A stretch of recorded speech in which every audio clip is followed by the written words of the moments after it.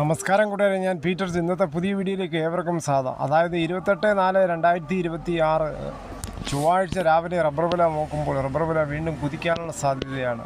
Rubber കർഷകർ വളരെ സന്തോഷിച്ചു. പക്ഷേ സ്റ്റോക്കില്ലാത്തതിൽ വളരെ വിഷമവും റബ്ബർ കർഷകർക്ക്. ഇനി റബ്ബർ വില കോട്ടയം ബോർഡ് വില നോക്കുമ്പോൾ RSS 4 243, RSS 5 239, ISNA 20 206, latex 60% DHL 159 രൂപ 55 പൈസ. ഇതാണ് രാവിലത്തെ കോട്ടയം വില. ഇനി കൊച്ചി വില നോക്കുമ്പോൾ RSS 4 253, RSS 5 229. ഇതാണ് രാവിലത്തെ കൊച്ചി വില. ഇനി ഒട്ടുപാൽ നോക്കുമ്പോൾ 80% DRCയിൽ ഒട്ടുപാൽ കിലോ 154, 60% DRCയിൽ ഒട്ടുപാൽ കിലോ 115 രൂപ 50 പൈസ. അഗർത്തല വില നോക്കുമ്പോൾ RSS 4 കിലോ 232, RSS 5 കിലോ 229. ദേശവില നോക്കുമ്പോൾ ബാങ്കോക്ക് RSS 4 കിലോ 260 രൂപ 44 പൈസ, RSS 5 കിലോ 260. വ്യാപാരി വില നോക്കുമ്പോൾ വ്യാപാരി വില Kottayam RSS 4 kilo 235, RSS 5 kilo 231, ISNA 20 200 മുതൽ 250 പൈസ. ഒട്ടുപാൽ നോക്കുമ്പോൾ 70% DRCയിൽ ഒട്ടുപാൽ കിലോ 134.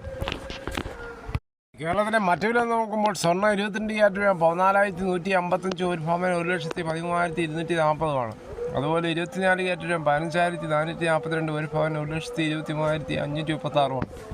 ായിട്ട് കേരളത്തിൽ സ്വർണ്ണവില 1 ഗ്രാമിൻ്റെ മുകളിൽ 35 രൂപ, ഒരു പവന് മുകളിൽ 280 രൂപയാണ് കൂടിയത്.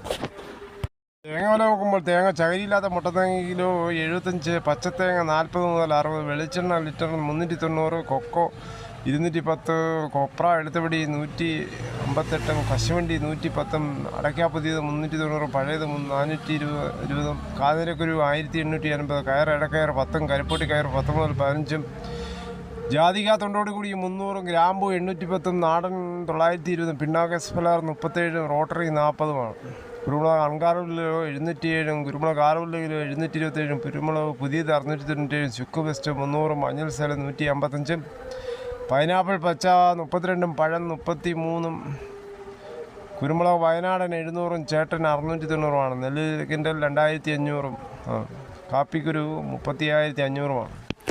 എന്തായാലും 2026 മെയ് മാസം 4-ാം തീയതി വരെ വരാൻ പോകുന്ന നിയമസഭാ റിസൾട്ടിൽ LDF വീണ്ടും അധികാരത്തിൽ വരുമെന്നാണ് എഴുത്തുകാരനായ NS മാധവൻ്റെ പ്രവചനം. LDFന് 75 സീറ്റുകൾ നേടി LDF വീണ്ടും അധികാരത്തിലുമെന്നാണ് പ്രവചനം.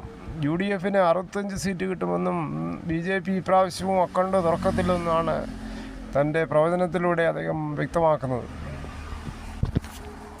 ഇങ്ങനെയാണ് സംഭവിക്കുകയാണെങ്കിൽ LDFനായി മുഖ്യമന്ത്രിക്കായി പിണറായി വിജയൻ മാത്രമേ ഉള്ളൂ.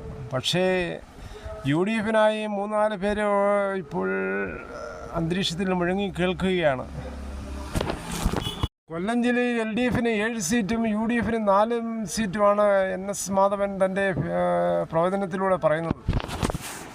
മലപ്പുറവും എറണാകുളവും UDF കോട്ടകളായി തന്നെ തുടരും. കണ്ണൂർ, തൃശ്ശൂർ, കൊല്ലം, തിരുവനന്തപുരം, പാലക്കാട് ജില്ലകളിൽ LDF മുന്നേറ്റമുണ്ടാകും.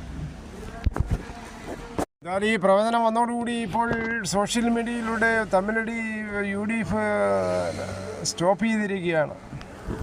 LDFാണ് വീണ്ടും അധികാരത്തിൽ വന്നാൽ VD സതീശൻ രാഷ്ട്രീയ വനവാസത്തിൽ നിന്ന് പോകുമോ? UDFന് ആകെ നാണക്കേടുമായിരിക്കും. എന്തായാലും മെയ് 4 വരെ നമുക്ക് കാത്തിരിക്കാം. 12 മണിക്ക് വ്യക്തമായ റിസൾട്ട് കിട്ടുകയും ചെയ്യും ആരധികാരത്തിൽ വരുമെന്നുള്ളത്. ജനങ്ങൾ എങ്ങനെ വോട്ട് ചെയ്തെന്ന് നമുക്ക് കൃത്യമായി അറിയുകയും ചെയ്യാം.